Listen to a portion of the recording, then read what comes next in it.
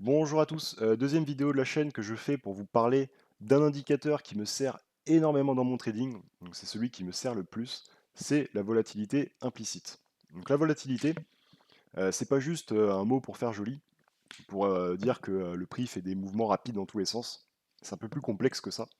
Donc je ne vais pas non plus aller trop en profondeur parce que sinon ça prendrait des heures et ça peut vraiment aller très très loin au niveau auquel vous vous en servez. Mais je vais quand même vous donner une petite définition que je vais étoffer avec un exemple.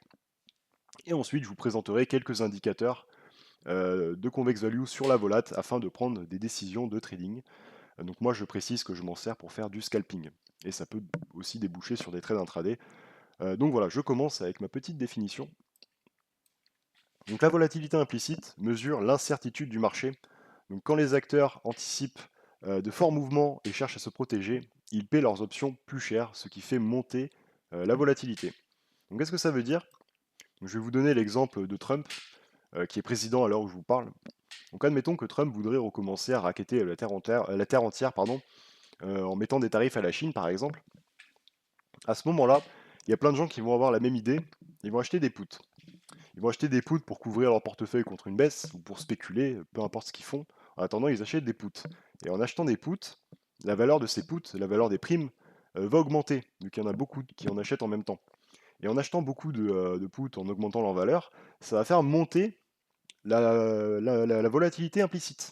Et en augmentant la volatilité implicite, surtout dans ce contexte de stress lié à une news de Trump qui veut mettre des tarifs à tout le monde, et bah, ça va déclencher des ventes systématiques de futurs, d'options, d'actions de façon systématique et très très rapide. Et c'est ça qui va provoquer du stress, des grosses baisses et des marchés qui crachent, tout simplement. Donc voilà, je vous ai donné mon petit exemple. Donc c'est justement, bon, c'est un peu ce qui est en train de se passer, la volatilité est en train d'augmenter. On peut le voir sur ce graphique qui représente la volatilité implicite du SPX, donc du SP500. Je vous ai mis quelques graphiques, donc celui du contrat futur ES et du Nasdaq. Donc on peut voir que depuis le début de la session, la volatilité a pas mal augmenté. Donc comment ça s'est répercuté sur les prix? Bah, tout simplement le prix a baissé, hein. Vous pouvez le voir que depuis l'open, on était à peu près ici, voilà. Bah, la volatilité a augmenté, le prix a baissé, c'est pas non plus très très compliqué à comprendre. Donc on est dans un contexte assez spécial avec la guerre en Iran, tout ça. La géopo est pas optimale. Mais bon.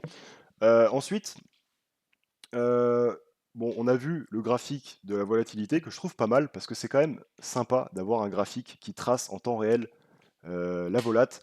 Euh, je ne sais pas si vous avez testé d'autres services comme MentorQ, mais moi, pour avoir testé MentorQ, bah en fait, MentorQ, ils vont vous donner un chiffre de volatilité. Ils vont vous dire que la volatilité, par exemple, elle est à 16 ou elle est à 20. Il y a une petite variation depuis hier, mais ça va s'arrêter là. Vous n'allez pas avoir le tracé en temps réel de la volatilité. Et ça, c'est bien dommage parce que chaque micro-variation que vous voyez là va déclencher des petits mouvements. Et ça, c'est ce que j'analyse en permanence. Donc après, j'analyse pas non plus toutes les micro-variations, parce que chaque micro-variation ne va pas non plus déclencher des mouvements assez importants pour que je rentre en position, mais je vais être très attentif à ça. Une hausse de la volatilité va me faire chercher des shorts. Et quand ça va me faire chercher des shorts, je vais analyser ce nouveau module que je ne vous ai pas encore montré, qui s'appelle le module OLAY, O-L-A-Y, sur Convex Value. Et c'est tout simplement un smile de volatilité qui va vous montrer la courbe des cols en jaune et la courbe des puts. Qu'est-ce qu'elle nous montre, ces courbes de call et de put? C'est tout simplement les courbes de volatilité implicite des calls et des puts. Donc quand vous avez la courbe de volatilité des puts, donc en bleu, qui est au-dessus de celle des calls, ça veut dire quoi? Ça veut dire tout simplement que la convexité est payée par les vendeurs, donc par les gens qui achètent des puts, ce sont les vendeurs qui ont la main. Et c'est très important pour moi, quand je cherche un trade, de voir qui a la main sur qui quand je cherche un trade. Vous avez une première indication sur la hausse de volatilité, mais vous pouvez aussi avoir la courbe qui est flat, les courbes call et put qui sont flat, c'est-à-dire la courbe des calls qui chevauche celle des puts. Donc si vous voulez, à ce moment-là, on peut se dire que le marché, ok, la volatilité augmente, le marché est supposément, il doit supposément baisser, mais pour l'instant, bah, je vais attendre qu'il y ait vraiment un fort décalage et comme vous pouvez le voir, la courbe des puts a vraiment, s'est vraiment écartée de celle des calls et vous pouvez voir qu'avec la montée de la volatilité, le prix a baissé. Donc voilà vraiment un premier exemple de comment je m'en sers et je pense que ça suffit, bah, parce que c'est quand même pas mal d'avoir ça sous les yeux.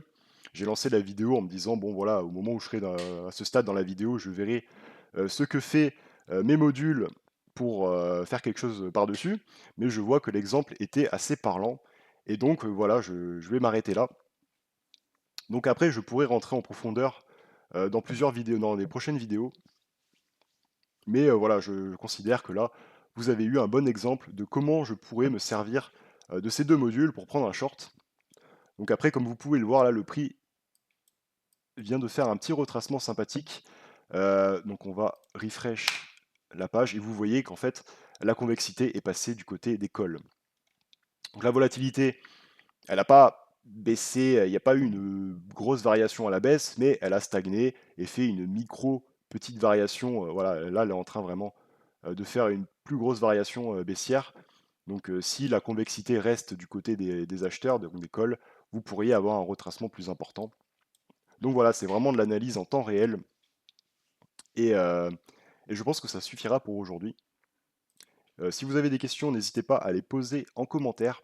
Soyez indulgents avec moi parce que c'est mes premières vidéos, mais je suis content de les faire parce que au moment où j'ai commencé Convex Value, il y avait vraiment, bah, il y avait rien, il y a toujours rien, je trouve. C'est pour ça que je fais des vidéos. Donc je suis content si ça peut aider des gens, parce que même la documentation de Convex Value, donc celle officielle, bah, je la trouve vraiment très très légère. Donc voilà, ça me fait plaisir de faire des vidéos si je peux aider des gens à se servir de ce logiciel que je trouve incroyable. Donc là, je vais vraiment sur des manières de m'en servir assez basiques. Je ne cherche pas à faire compliqué sur les premières vidéos, mais ça pourrait vraiment me donner envie de faire des vidéos beaucoup plus compliquées où je vous montre des choses un peu plus avancées, notamment sur les GRX, le gamma, le charme, le delta surtout. Et puis voilà, donc je vous souhaite une bonne journée et à plus tard.